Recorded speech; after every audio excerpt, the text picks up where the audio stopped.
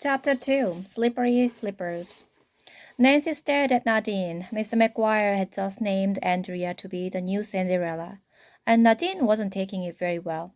Why does Nadine always have to be such a drama queen? Nancy thought. Miss Nardo, we don't throw shoes in the studio, Mr. McGuire scolded her. It was an accident. Miss Nadine stammered. Yeah, right, Bess whispered to Nancy and George. A likely story. Besides, why does Andrea get to be the new Cinderella? Nadine went on. I should be the new Cinderella. Nadine had tried out for the part of Cinderella last month along with Autumn and Andrea. After the audition, Mr. McGuire had picked Autumn. Afterward, he had taken a long time to choose between Andrea and Nadine to be Autumn's understudy.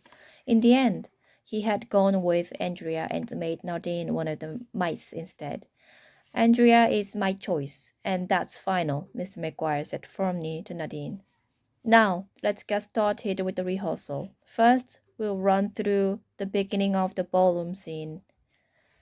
Humph, Nadine protested. She didn't say anything more.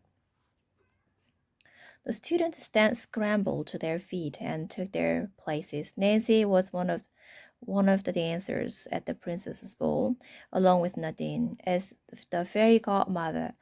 Bess was not in the scene. George, playing the wicked stepmother, would not be in the scene until later. Mr. McGuire started playing the music on the CD player. Nancy's heart began racing. The music was so elegant and regal. She could almost imagine that she was at a royal ball in a beautiful castle in some faraway kingdom. She wondered what sort of pretty ball gown she would get to wear for this scene. Would it be purple, her favorite color, or maybe blue? First position, Miss McGuire called out. All the dancers put their heels together with their toes pointed out to the sides. They held their arms curved out in front. Turn to your left and glissade stage right, Mr. McGuire said. Nancy had finally gotten used to hearing the ballet steps called out in French. To do the tendu, she slid her left foot to the front, toes still pointed. Then she slid her foot to the side, then to the back. For the glissade, Nancy glided over a few feet to the left. That was one of the most confusing things about ballet. Stage right meant go to the left. Stage left meant go to the right.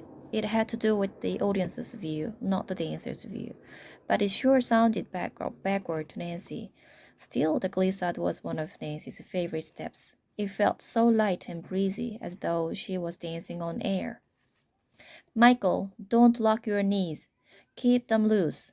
Nadine, other direction, Mr. McGuire said. Right, left, what difference does it make? Nadine said under her breath. Nancy was dancing close to her and could hear every word. A terrible mistake has been made, Nadine added. I'm sorry you didn't get to be Cinderella, Nancy whispered to Nadine as she did a tendu with her right foot. But you are an awesome dancer. We need you in this scene. Humph, Nadine said. The group continued to rehearse the steps. Nadine kept muttering about how she should have been Cinderella. Nancy couldn't help wondering, was Nadine going to keep complaining about not being Cinderella? Was she going to make trouble for Andrea and the other dancers? The Cinderella slippers have arrived, Mr. McGuire announced. It was Tuesday afternoon. Nancy, George, and Bess and the rest of the class were gathered in the studio for another rehearsal. Nancy sat on the floor, pulling on her sky blue leg warmers, which matched her tights and leotard. She pulled her water bottle out of her bag and took a long drink. What Cinderella slippers? Nancy asked the teacher. We ordered them from a very special store in Paris, France, Mr. McGuire explained. They are for Andrea, to wear to the princess's ball. It's a lucky thing. Both girls wear the same shoe size. Miss Zelda is downstairs now, getting the package from the delivery man. Cinderella's glass slippers, Bess whispered excitedly to Nancy and George. Nancy nodded.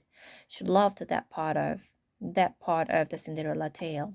In the story, Cinderella's fairy godmother waved her magic wand and made Cinderella a special pair of glass slippers to wear to the princess's ball.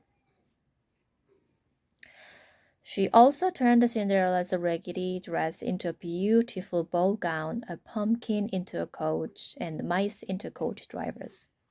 The fairy godmother warned Cinderella that she had to leave the ball by midnight because the magic spell would wear off then. Cinderella agreed. At the stroke of midnight, she left the princess's arms and rushed out of the ball, but in her haste, she lost one of her glass slippers. Later, the prince would comb the kingdom searching for her.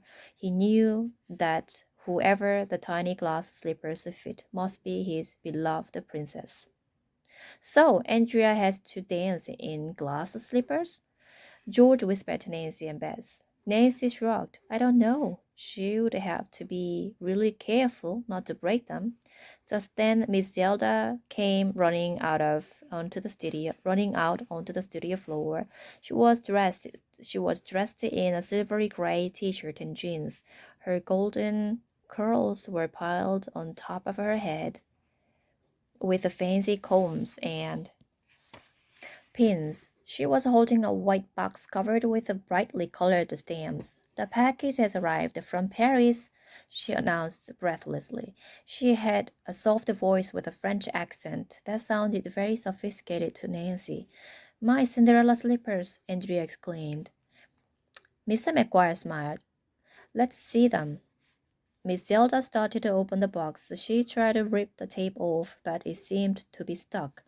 Gregory was standing next to Miss Zelda. Miss Zelda, you you want some help, Miss Z? He asked her. Miss Zelda thrust the box at him. That would be very kind. Gregory took the box and began ripping. After a moment, he had the box open. He reached in and pulled out a white shoe box with a pink and silver stripe on it. He opened the lid and potted several layers of white tissue paper. Then he pulled out one of the glass slippers. Nancy gasped. So did everyone else in the class. The slipper was beautiful. It was see-through and decorated with glittering heart-shaped rhinestones. It looked very delicate.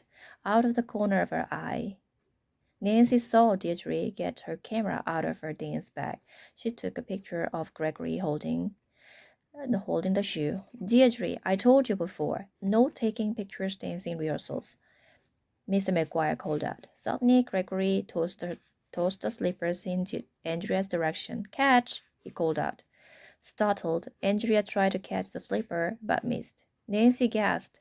Cinderella's beautiful slipper was about to hit the floor and break into a million pieces.